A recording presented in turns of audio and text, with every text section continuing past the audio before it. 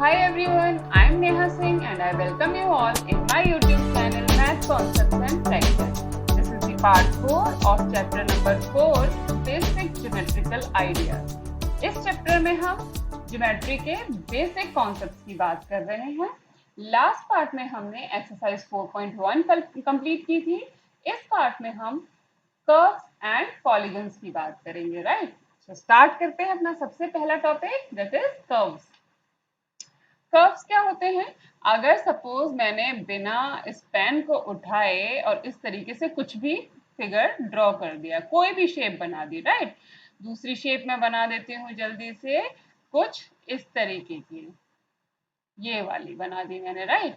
तीसरी फिगर मैंने बना दी कुछ इस तरीके की, ओके। और एक और फिगर मैं बना लेती हूँ कुछ इस तरीके से, राइट? और एक और लास्ट फिगर अगर हम ड्रॉ कर ले हैं, सपोज मैंने ड्रॉ क्या किया, इस तरीके से कुछ भी ड्रॉ कर लिया। अब क्या किया, ये वाली जो फिगर है। अब इनको जरा नंबर दे देते हैं जिससे हमें समझना इजी हो जाए कि हमने किस फिगर में क्या किया। First, second, third, fourth and fifth, right? तो जरा फर्स्ट से देखना स्टार्ट करते हैं। हमने एक फिगर ड्रॉ की, ओके। अब इसमें हमने क्या किया कि बिना पेन या पेंसिल को उठाए पेपर के ऊपर, ठीक है जी, और ये वाला फिगर जो है ड्रॉ कर दिया। इसमें हमने पेन या पेंसिल नहीं उठाया है, इसमें हमने किसी स्केल का भी यूज नहीं किया। और इसका जो स्टार्टिंग पॉइंट था और जो एंडिंग पॉइंट है वो डिफरेंट है। ये एक टाइप की फिगर हुई। दूसरी फिगर ये क्या कह रही है, ये हमने कैसे ड्रॉ की, ये भी बिना पेन या पेंसिल को उठाए ड्रॉ की है, इसमें भी हमने स्केल यूज नहीं किया। और एक और बात इसमें इंपॉर्टेंट है कि ये जब हम ड्रॉ कर रहे थे, जैसे सपोज हमने यहाँ से लेके यहाँ से ड्रॉ की, तो फिर इसने अपने आप को ही क्रॉस कर दिया, राइट? अपने आप को ही क्रॉस करके ये फिगर हमने बनाई है। तीसरी फिगर में क्या है, फर्स्ट और थर्ड फिगर में क्या डिफरेंस है? एक डिफरेंस है कि इसमें तो इसके बिगिनिंग और एंड पॉइंट्स डिफरेंट थे।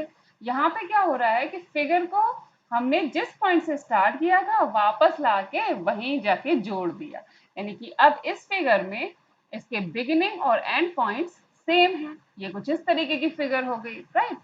अब चौथी फिगर अगर हम देखें तो हम देख सकते हैं कि इस वाली में हमें स्केल की जरूरत पड़ सकती है कि ये सीधी एक फिगर है, स्ट्रेट लाइन है। बाकी तीनों में हमें जरूरत नहीं पड़ रही थी।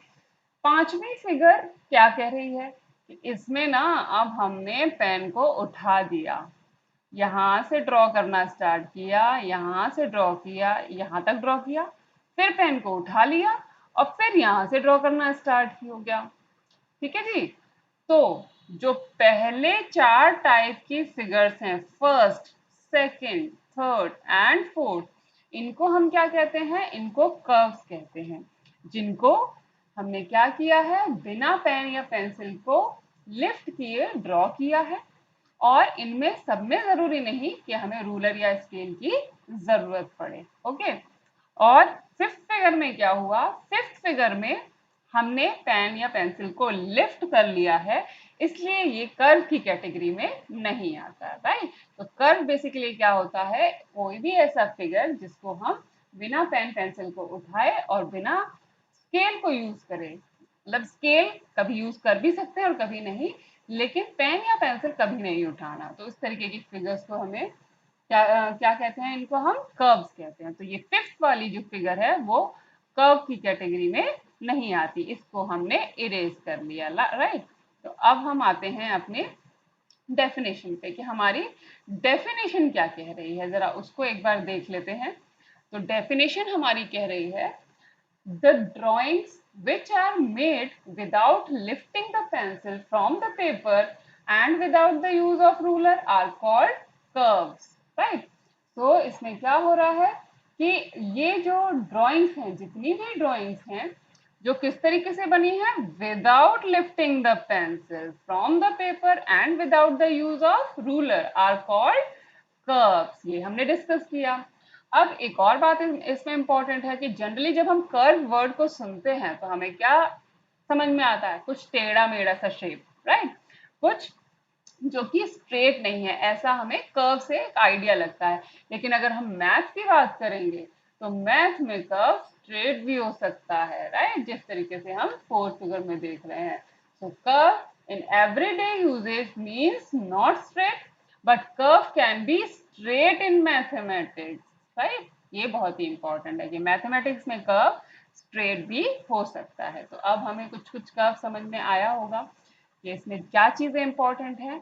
कर्व क्या होता है कि कोई भी एक फिगर या कोई भी एक शेप जिसको हम बिना पेन या पेंसिल को लिफ्ट किए ड्रॉ करते हैं, वो कर्व होता है। साथ ही इसमें जरूरी नहीं कि हर बार हम स्केल ही यूज करेंगे।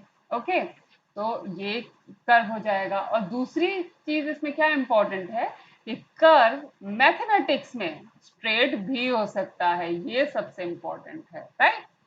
नाउ अब हम देखेंगे कि कर्व्स होते कितने टाइप के हैं। ठीक है, टाइप्स ऑफ कर्व्स हम डिस्कस करेंगे। तो पहला कर्व है simple curve. Simple curve basically क्या होता है, जैसे हमने लास्ट में जब कर्व डिस्कस किया था उसमें कुछ फिगर्स देखी थी। उनमें एक फिगर कैसा था जो अपने आप को क्रॉस करता था। सपोज मैंने ये फिगर ड्रॉ की, ऐसे करके ऐसे करके ऐसे ड्रॉ हो गई। अब इसने अपने आप को क्रॉस कर लिया, राइट। और दूसरी फिगर मैंने कैसी ड्रॉ की, दूसरी फिगर मैंने ड्रॉ की कुछ इस टाइप से कि इसमें फिगर ने अपने आप को क्रॉस नहीं किया, राइट। तो इसको अगर मैं फर्स्ट फिगर कह दूं, ये हो गई जी फर्स्ट फिगर, ये हो गई सेकंड फिगर। तो जो सेकंड वाली है जिसने अपने आप को क्रॉस नहीं किया, that is the simple curve, right. कोई भी फिगर जो अपने आप को क्रॉस नहीं करती, या कोई भी कर्व जो अपने आप को क्रॉस न करे, उसे हम सिंपल कर्व कहते हैं। तो फर्स्ट वाली जो फिगर है वो सिंपल कर्व नहीं है, क्योंकि इसमें इसने अपने आप को क्रॉस कर दिया। तो इसको इरेज कर देते हैं और हमें क्या मिल जाता है, सिंपल कर्व। किस तरीके से मिल जाता है, कोई भी ऐसा कर्व जो अपने आप को क्रॉस नहीं कर रहा है, right. Next is open curve. Open तो हमें नाम से समझ में आ रहा है, ओपन कर्व अब क्या हो जाएगा, ओपन कर्व हो जाएगा कोई भी ऐसा कर्व जो खुला हुआ है। सिंपल सी बात है। तो खुला हुआ कर्व कैसे बनता है, जैसे हम इस फर्स्ट फिगर में ही देख सकते हैं। एक और ड्रॉ कर लेते हैं। सपोज मान लीजिए मैंने अब इस तरीके का फिगर ड्रॉ कर लिया, राइट। अब इसमें क्या हो रहा है कि ये तो था इसका बिगिनिंग पॉइंट या starting point, right. Starting point था ना ये, और ये वाला पॉइंट क्या हो गया, बेसिकली ये एंड पॉइंट हो गया। ओके जी। तो फिर क्या हुआ कि ऐसा जो फिगर होता है, ऐसा जो कर्व होता है जिसमें स्टार्टिंग पॉइंट और एंड पॉइंट अलग अलग होते हैं, यानी कि वो एक दूसरे से नहीं मिलते, तो वो अपने बीच में कुछ स्पेस छोड़ देंगे। ऐसा स्पेस छोड़ेंगे जिससे हम कर्व के अंदर एंटर हो सकते हैं, राइट। जैसे दरवाजा खुला हो और हम अपने घर के अंदर एंटर हो सकते हैं, तभी तो हम उसे कहते हैं कि डोर जो है वो ओपन था, राइट, या घर खुला हुआ था। घर खुला हुआ कब होता है, जब उसमें एंटर कर सके। तो जब स्टार्टिंग पॉइंट और एंड पॉइंट किसी कर्व के डिफरेंट होते हैं तो वो अपने बीच में कुछ स्पेस छोड़ देगा, यानी कि वो बन जाएगा एक ओपन कर्व जिसके बीच में एंटर किया जा सकता है, राइट। तो इसको हम कह रहे हैं ओपन कर्व। इसी तरीके से क्लोज्ड कर्व को भी हम इसी कॉन्सेप्ट से समझ सकते हैं। क्लोज मतलब बंद, यानी कि अगर कोई फिगर ड्रॉ किया हमने और वो बंद है, राइट। इसमें क्या हुआ, starting point and end point दोनों क्या हैं, एंड पॉइंट दोनों सेम है। Starting point and end points are same, right. So इस तरीके के फिगर को हम क्या कह देते हैं, क्लोज्ड कर्व, जिसमें हम एंटर नहीं कर सकते अंदर, इसके बीच में इतनी जगह नहीं होती कि हम उसमें अंदर एंटर कर सके। जैसे दरवाजा बंद है तो हम घर के अंदर नहीं घुस सकते, एंट्री नहीं हो सकती। हम क्या कह देते हैं, ये डोर क्लोज्ड है। इसी तरीके से ये कर्व क्लोज्ड होगा क्योंकि इसके स्टार्टिंग पॉइंट और एंड पॉइंट सेम है और इनके बीच में कोई भी स्पेस नहीं है जिससे इसके अंदर एंटर किया जा सके। तो ये 3 टाइप्स होती हैं कर्व्स की, बेसिक 3 टाइप्स हैं, जिसमें पहला है सिंपल कर्व, ठीक है जी, और दूसरा आ गया ओपन कर्व, तीसरा आ गया क्लोज कर्व। एक बार इनकी डेफिनेशन चेक कर लेते हैं। Simple curve, if a curve does not cross itself then it is called a simple curve. अगर कोई कर्व अपने आप को क्रॉस नहीं करता है तब ये क्या कहलाता है, सिंपल कर्व कहलाता है, right. Open curve, and open curve is a curve where the beginning and end points are different, right. ये बड़ी इंपॉर्टेंट बात है ओपन कर्व के लिए कि beginning and end points are different. Okay जी।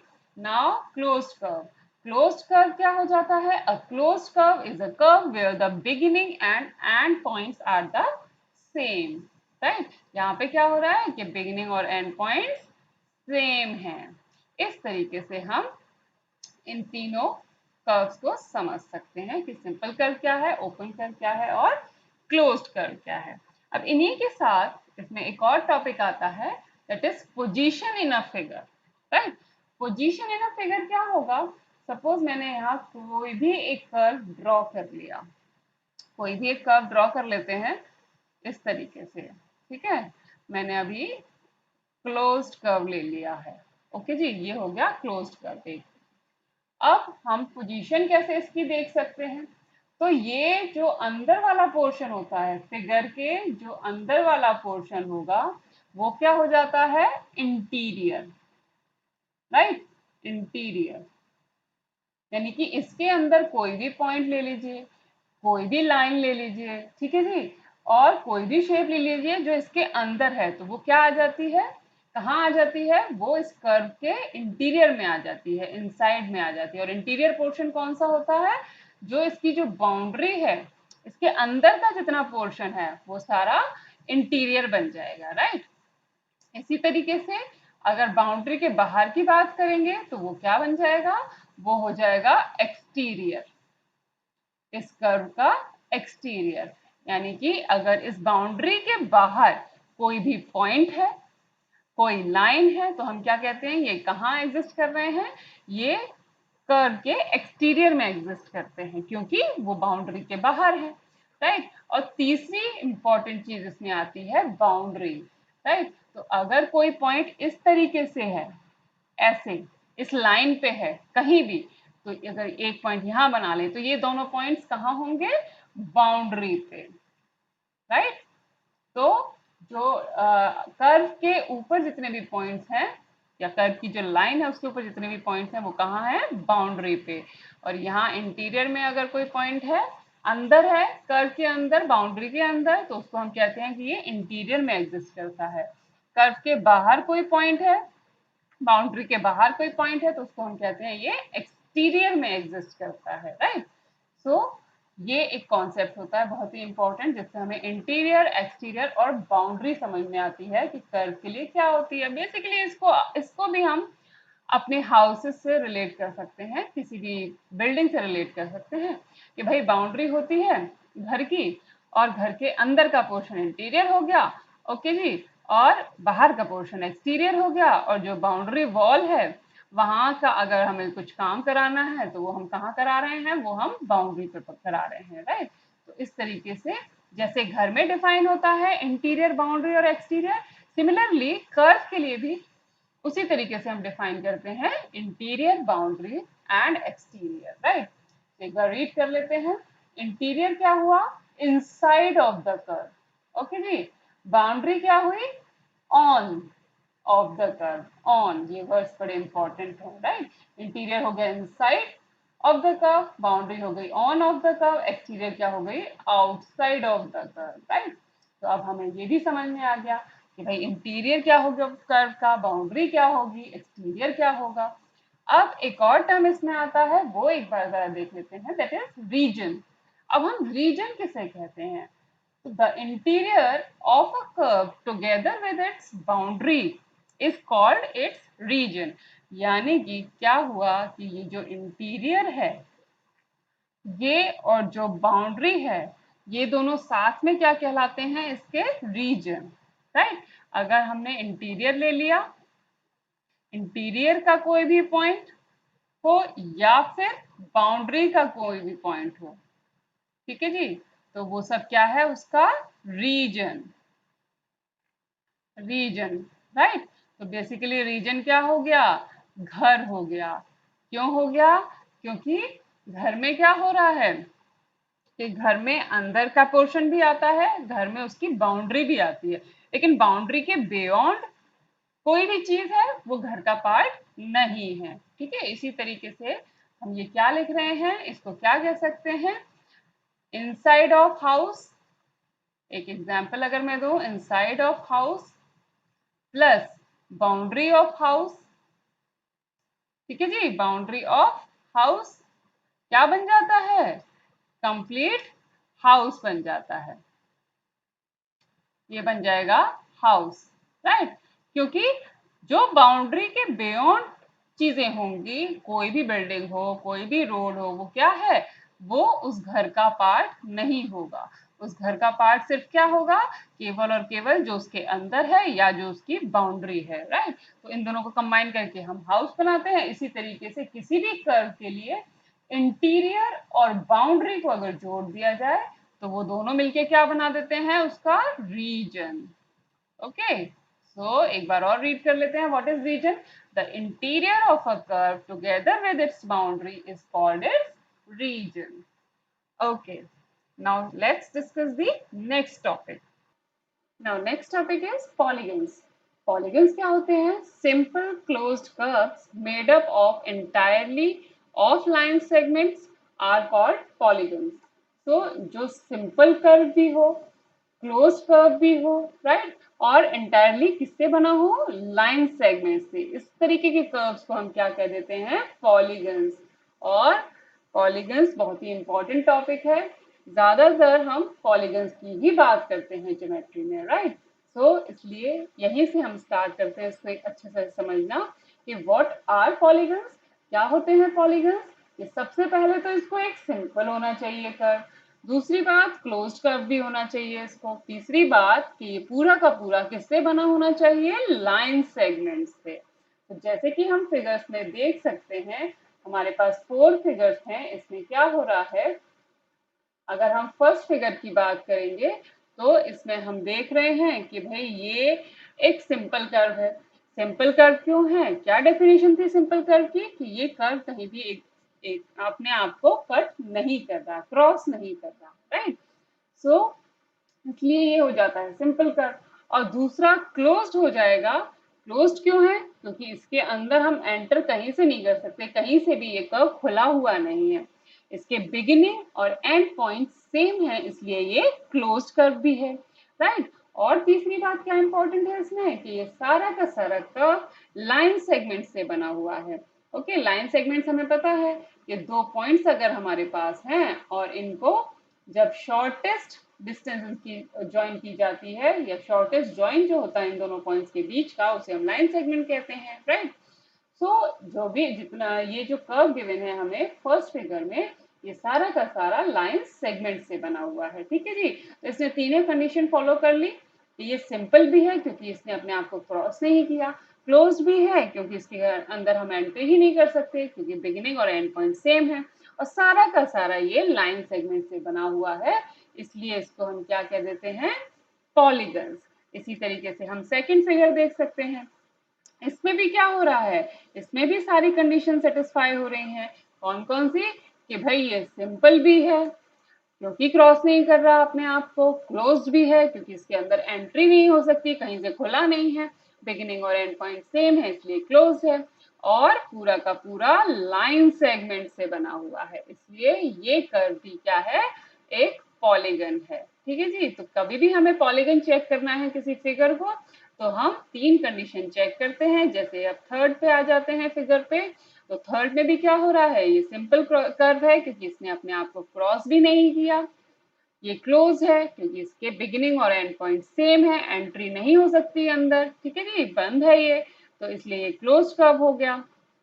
और और क्या है, और पूरा का पूरा ये कर्व लाइन सेगमेंट से भी बना हुआ है, तो तीनों कंडीशन इसने भी सेटिस्फाई कर दी, इसलिए ये भी पॉलीगन का एग्जाम्पल हो गया। अब आते हैं अपने फोर्थ फिगर पे। यहाँ भी यही कंडीशन हो रही है कि ये सिंपल भी है, क्लोज्ड भी है और लाइन सेगमेंट से भी बना हुआ है, इसलिए ये भी एक पॉलीगन है, राइट।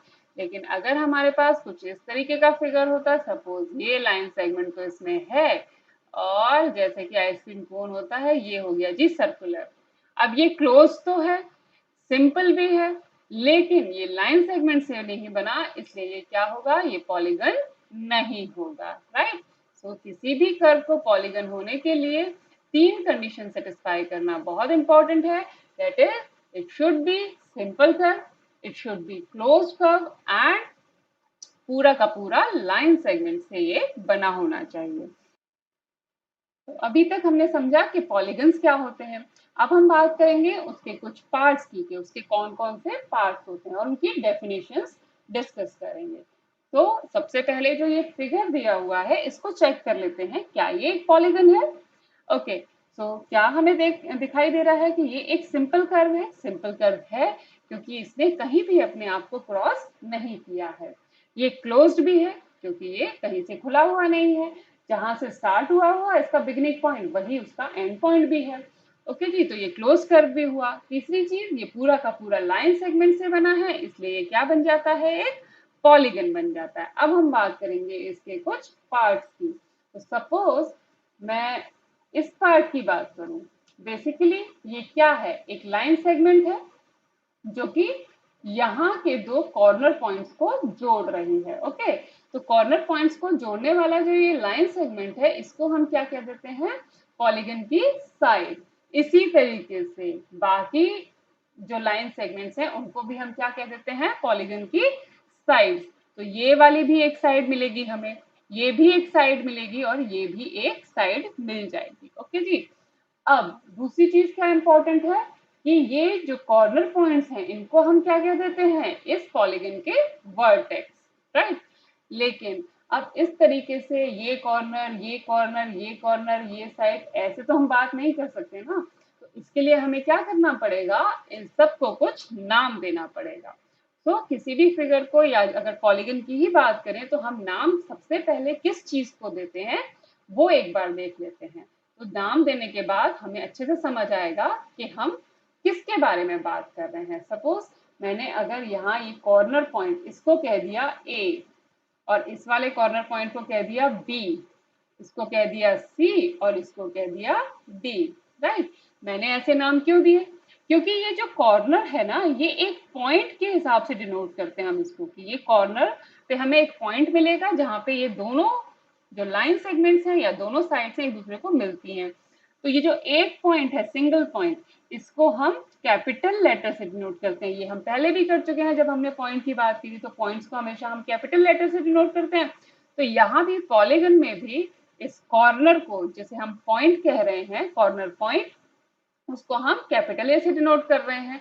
हम किसी भी लेटर से डिनोट कर सकते हैं, वो हमारी चॉइस है, बट बेसिकली पॉइंट को कैपिटल लेटर से डिनोट करते हैं, इसलिए हमने इन सब कॉर्नर पॉइंट को कैपिटल लेटर से नाम दिया है। इस कॉर्नर पॉइंट को हमने बी कह दिया, इसको सी कह दिया और इस वाले को डी कह दिया। तो ये चार मिले हमें कॉर्नर पॉइंट्स, और यहाँ पे पॉलीगन के केस में ये क्या बन जाते हैं, वर्टेक्स। क्या बन गए ये, वर्टेक्स, राइट। तो ये सारे जो वर्टिसेस हैं, इनको एक बार लिख लेते हैं। ए एक वर्टेक्स है, vertex B, right, vertex B, और एक तीसरा वर्टेक्स क्या है, वर्टेक्स सी। वर्टेक्स सी भी हमारे पास है, और चौथा वर्टेक्स हमें क्या मिल रहा है, वर्टेक्स डी, राइट। तो इस पॉलीगन के लिए हमें चार वर्टेक्स मिल गए। अब इन चारों को अगर एक साथ बोलना हो कि चारों क्या मिले हैं, तो सिंगुलर तो हम इसे वर्टेक्स कहते हैं, और प्लूरल में हम इसको कह देते हैं वर्टिसेस, राइट। क्या कह देते हैं, vertices, vertices, A B C D. Okay, तो अभी हमने समझा कि वर्टेक्स क्या होते हैं किसी भी पॉलीगन के लिए। क्या होते हैं, कॉर्नर पॉइंट्स होते हैं। और जब इन्हें इंडिविजुअली हम यूज करते हैं, point A, point B, point C, point D, तो ये वर्टेक्स बन जाते हैं। जब एक साथ बात की जाती है तो ये क्या हो जाते हैं, इसके वर्टिसेस। प्लूरल क्या होता है वर्टेक्स का, वर्टिसेस। अब हमने नाम कैसे दिया, हम एक साइकिल में चलते हैं। जैसे अगर मैंने इसको ए कहा है तो मैं इसको छोड़ के यहाँ नहीं जाऊंगी, इसके जस्ट बाद वाला, या तो इस डायरेक्शन में जस्ट बाद वाला या इस डायरेक्शन में जो जस्ट वाला पॉइंट हमें मिलेगा, कॉर्नर पॉइंट, उसको नाम देंगे। तो ए के बाद या तो मैं इसको बी नाम दे सकती हूँ या इसको बी नाम दे सकती हूँ, लेकिन इनको छोड़ के इस पे जाके इसे बी कहना थोड़ा सा ट्रिकी होगा। जनरली हम ये फॉलो नहीं करते हैं। हम क्या फॉलो करते हैं, हम एक सीक्वेंस में चलते हैं कि एक पॉइंट को नाम दिया तो उसके जस्ट वाले को उससे नेक्स्ट नाम दे देते हैं। सपोज हमने अगर इसको पी कहा होता तो इस वाले को हम क्यू कह देते, इसको आर, इसको एस। और दूसरा एक साइकिल भी होता है, अगर इसको पी कहा है तो इसको क्यू कह सकते थे, राइट, इसको आर कह सकते थे और इसको एस। लेकिन ऐसा नहीं था कि इस पी के बाद इसको छोड़ के हम इस पॉइंट को आर क्यू कह दें, राइट। तो ये भी बड़ा इंपॉर्टेंट टॉपिक है कि इस पॉइंट्स को हम नाम कैसे देते हैं, किसी भी फिगर के पॉइंट्स को हम किस तरीके से नाम देते हैं, किस सीक्वेंस में नाम देते हैं, राइट। तो अब हम बात करेंगे दूसरा टॉपिक, वर्टिसेस हमारे डिस्कस हो गए। अब हम बात करेंगे साइड्स की। साइड्स क्या होती हैं, यहाँ हम देख पा रहे हैं कि ये जो ए बी है या ए और बी पॉइंट को मिलाने वाली जो लाइन सेगमेंट है वो बेसिकली क्या है, वो एक साइड है इस पॉलीगन की। ओके, तो दो कॉर्नर पॉइंट्स को मिलाने वाली लाइन सेगमेंट उस पॉलीगन की साइड बन जाती है, राइट। तो यहाँ पे कौन कौन से लाइन सेगमेंट हमें मिल गए, एक बार देख लेते हैं। लाइन सेगमेंट्स, लाइन सेगमेंट्स इस पॉलीगन के लिए हमें मिलेंगे, पहला तो मिलेगा जी ए बी, क्योंकि उसने ए और बी को जोड़ा, और इसके ऊपर आ जाएगा बार, राइट। और बार क्यों आया, क्योंकि इसी तरीके से हम लाइन सेगमेंट्स को डिनोट करते थे, राइट। और दूसरा क्या मिला हमें, दूसरा मिल जाएगा बीसी, राइट। बीसी एक लाइन सेगमेंट है जो कि बी और सी वर्टिसेस को जोड़ रही है। तीसरी लाइन सेगमेंट हमें क्या मिल जाती है, हमें मिल जाएगी सी डी, राइट। तो सी डी एक लाइन सेगमेंट है जो कि सी और डी वर्टेक्स को जोड़ रही है। चौथी लाइन सेगमेंट क्या मिल जाती है, डी ए मिल जाती है, राइट। तो डी ए मिल गई, ये भी एक लाइन सेगमेंट है जो कि डी और ए वर्टेक्स को जोड़ रही है, राइट। और इस पे लगा देते हैं पर्पल निशान, क्योंकि पर्पल ए बी है, राइट। अब हम क्या देख रहे हैं कि ये जो कॉर्नर पॉइंट्स हैं हमें इनके बीच के लाइन सेगमेंट्स मिल गए। अब ये जो सारे लाइन सेगमेंट्स हैं जी, इनको हम क्या कह रहे हैं, इनको हम कहते हैं इस पॉलीगन की साइड्स। ये क्या बन जाती हैं, पॉलीगन की साइड्स, राइट। सो हमें दो चीजें समझ में आई पॉलीगन के बारे में, दो टर्म समझ में आए, दो पार्ट समझ में आए। First is sides, second is vertex. तो एक बार इनकी डेफिनेशन रीड कर लेते हैं। साइड्स क्या होती हैं, the line segments forming a polygon are called its sides. यानी कि जो लाइन सेगमेंट्स हैं जो पॉलीगन को फॉर्म करते हैं उनको उसकी साइड्स कहते हैं। वर्टेक्स क्या होते हैं, the meeting point of a pair of sides is called it's vertex, right. जो मीटिंग पॉइंट होता है पेयर ऑफ साइड्स का उसे हम वर्टेक्स कहते हैं। तो आई होप आपको साइड्स और वर्टेक्स अभी तक समझ आ रहे होंगे। नाउ नेक्स्ट टॉपिक इज या next part is adjacent sides. अब अगर जरा पहले की तरह ही इनको फिर से एक बार नाम दे देते हैं, तो जो हम इसी फिगर में कंटिन्यू कर रहे हैं, ये वाला फिगर या ये वाला पॉइंट था ए, ये वाला पॉइंट था बी, ये वाला था जी सी, और ये पॉइंट था डी, राइट। अब हम किसकी बात कर रहे हैं, एडजेसेंट साइड्स की। एडजेसेंट साइड्स क्या होती हैं कि जैसे ए बी, ठीक है जी, ए बी और बी सी, इनके बीच में एक कॉमन पॉइंट है दैट इज बी। तो जब भी एक कॉमन एंड पॉइंट होता है दो साइड्स का, उनको हम एडजेसेंट साइड्स कह देते हैं, ठीक है। तो ए बी और बी सी में बी एक कॉमन एंड पॉइंट है, इसलिए ये क्या हो गई, ये एडजेसेंट साइड्स हो गई। इसी तरीके से अगर मैं बात करूं बी सी और सी डी की, तो ये भी एडजेसेंट साइड्स हो जाएंगी क्योंकि इसमें सी कॉमन पॉइंट है।